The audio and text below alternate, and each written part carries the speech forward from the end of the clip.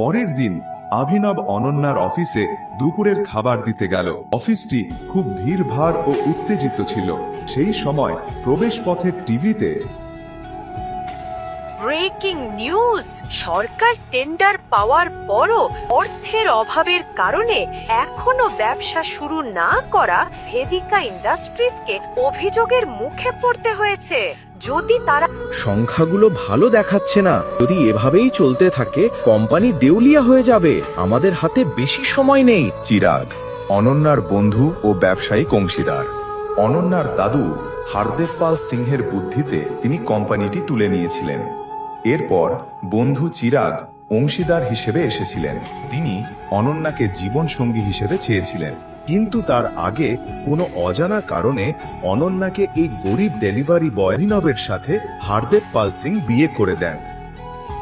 অনন্যা অনেক কষ্টে আছেন। সেই সময় কোম্পানির সিএফও কার্তিক তার সাথে কথা বলে। অনন্যা, কোনো বিনিয়োগকারী আমাদের টেন্ডার ফাইনাল করতে সাহায্য করছে না, আর ব্যালেন্স শিটও ঠিক দেখাচ্ছে না। যদি এভাবেই চলে কেউ আমাদের কোম্পানিকে দেউলিয়া হওয়া থেকে আটকে পারবে না। কার্তিক, শুধু আমি জানি আমার দাদু এই কোম্পানি তৈরি করতে কতটা পরিশ্রম করেছেন। সেটা 1 মিনিটে কিভাবে ঘটে? তুমি কি কোম্পানিটা এভাবে ছেড়ে যেতে পারো? তুমি কি বলছো বোঝো? তুমি এভাবে ছেড়ে যেতে পারবে না। কেউ তো দয়া করে কিছু করো। অনন্যা,